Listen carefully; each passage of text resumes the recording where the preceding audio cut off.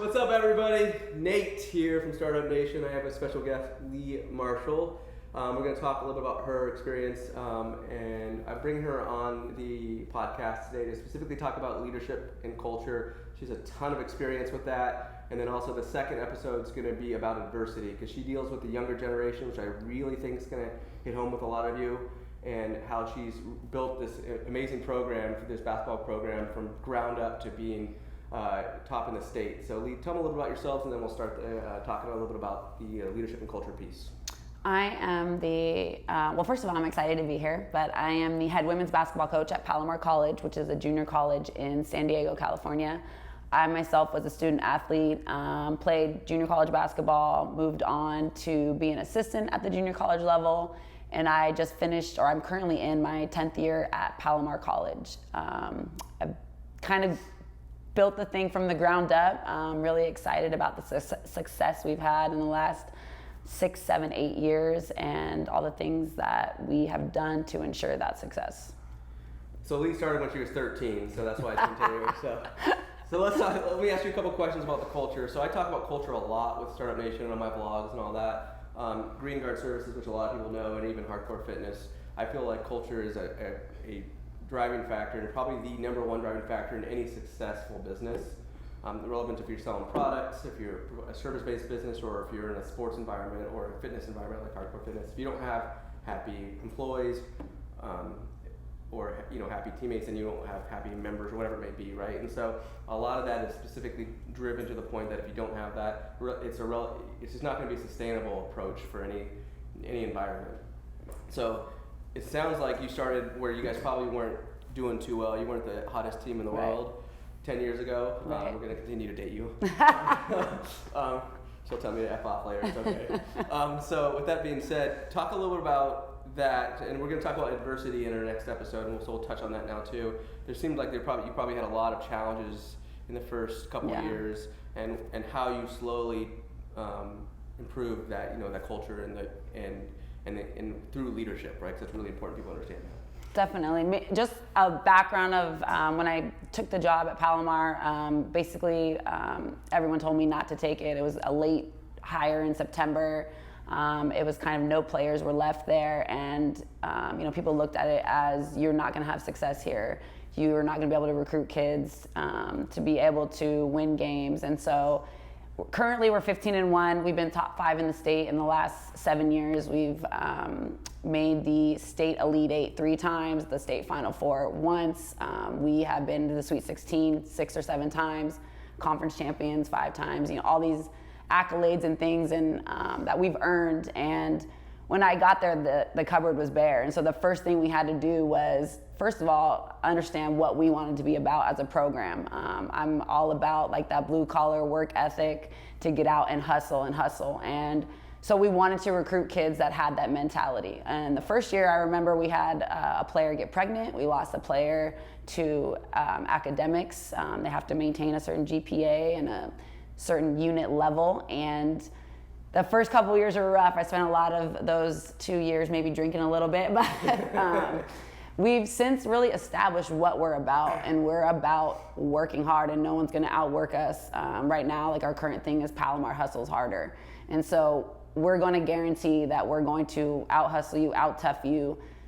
But it's not just on the court, it's everything you do off the court. So our big thing is how you do anything, how you do anything is how you do everything. And so, are you in the classroom? Are you going to work? Are you showing up on time? Are you in the front row? Are you participating? Are you someone we want to be around? And can you continue to carry these work ethic that we believe is really important?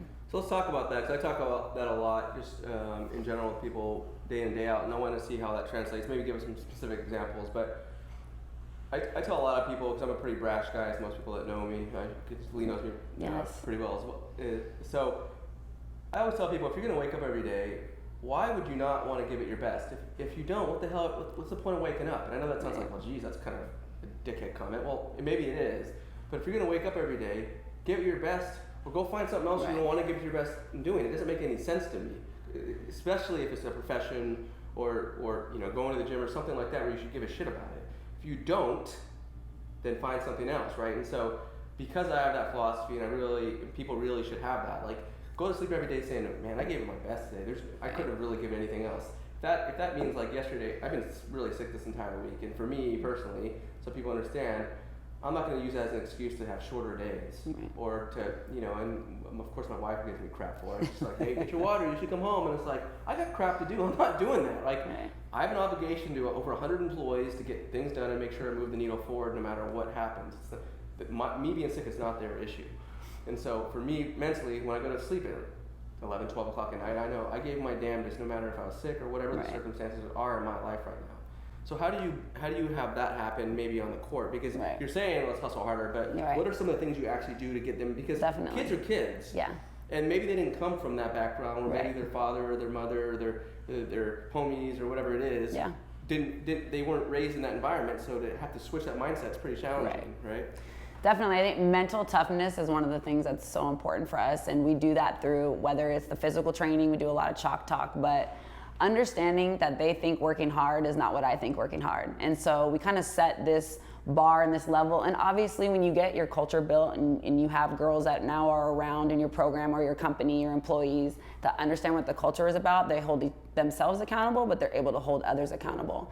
So being able to understand, like you said, did you give it your all when you step off that court? Is it your last time you're playing? You never know. Is it your last day? Is it whatever it may be? You don't want to have any regrets, the I coulda, woulda, shoulda. And so we definitely, for mental toughness, build up a capacity to be physically tough, but it's also holding you to a standard to get your grades right. Our biggest thing is we have a 86% transfer rate from Palomar College on athletic scholarship alone. And so we're getting these kids to understand that you've now made it through the toughest 2 years, right? And so we push you every day. There's going to be days where you want to quit and you want to give up. And so what sets you apart from the girl at a different college that's doing the exact same 2 hours of practice a day? Are you getting shots up or working your skills on your own? Are you studying? Are you doing all these things that set you apart? Because there's a million other people like you. And so on the court, how do you make your coach play you? For us, it's a measure of toughness and physicality, and that's what our program is about. But also, how do you set yourself apart from the students in your classroom? Are you, like I said, participating and communicating with others? Just holding yourself accountable has been huge in building our culture and having girls that hold each other accountable. And so now we're to the point where I can say, hey, should we move on from this? Do you think that was 100% what we can give? And they'll say no.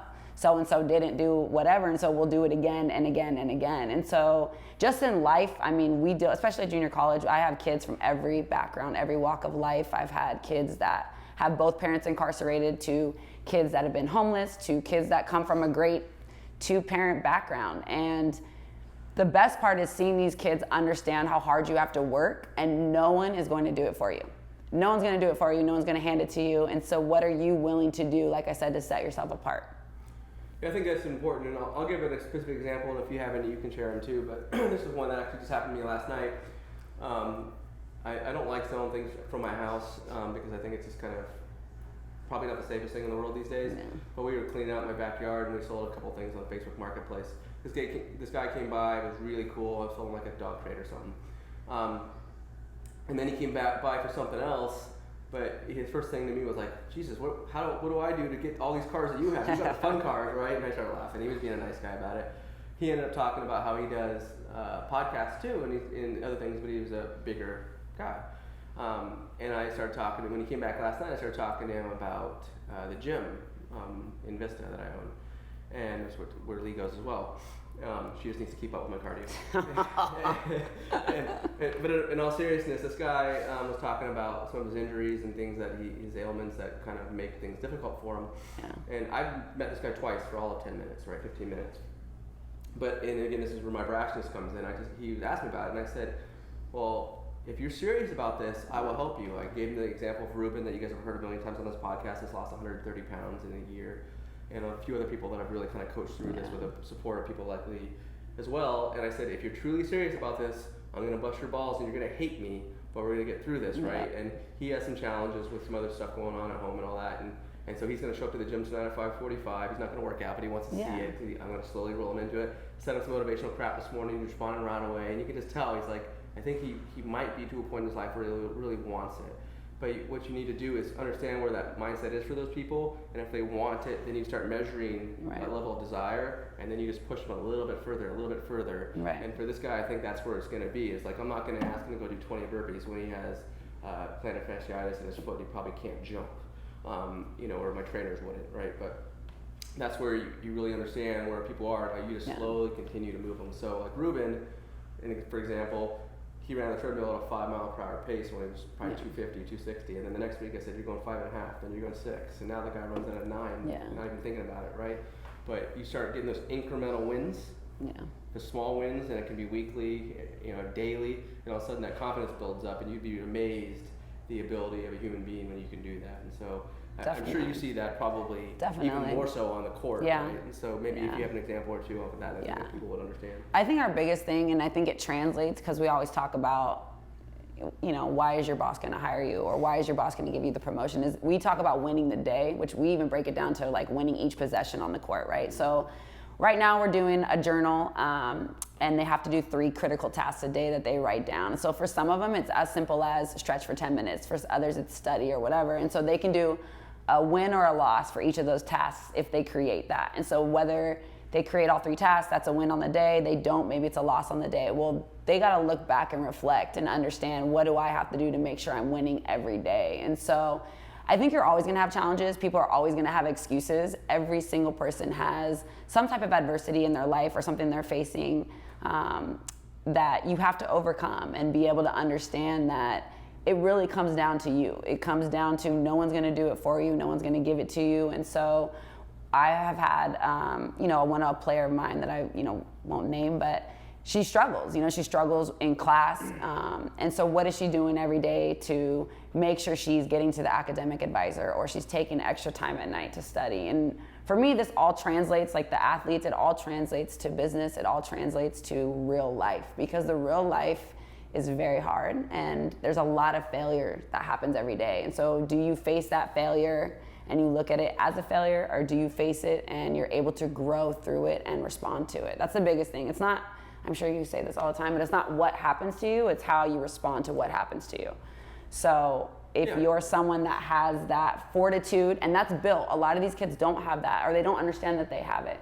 And so push them. You have to make your up back in this time. Oh, I've never done that, I can't do that. So now every day hold them accountable till they make that, and then we continue to move on from there.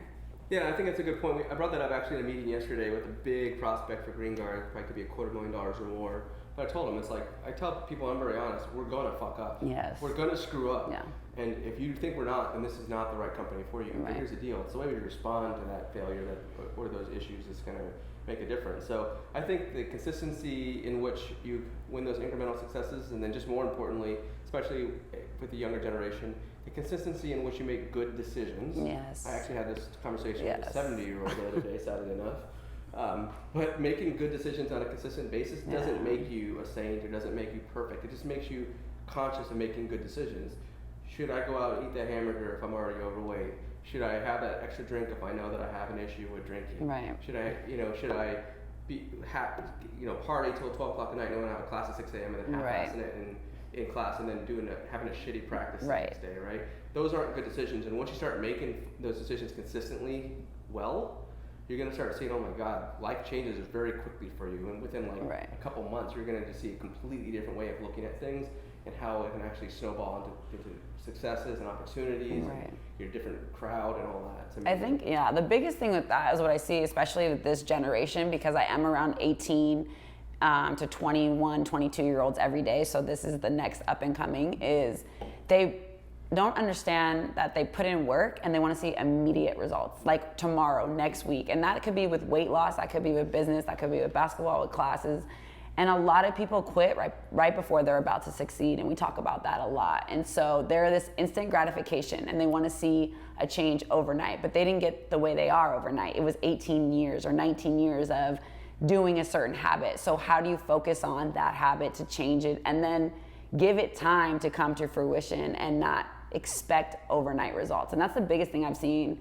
Social media, whatever it may be, they want the likes, they want it to happen overnight, and that's just not real life. So I mean, that's the same thing with I've told the story with Green Guard, is that we went from billing $25,000 the first year to like 50 the second year to $75,000 the third year to like 125 the fourth year, and at a certain point I'm like, fuck, is this worth it? Like this is, I'm making $250,000, which the reason I'm saying that is because it's all over the podcast that we just released. Right. But like, why am I screwing with a business that I'm making $3,000 a year on in profit? Right.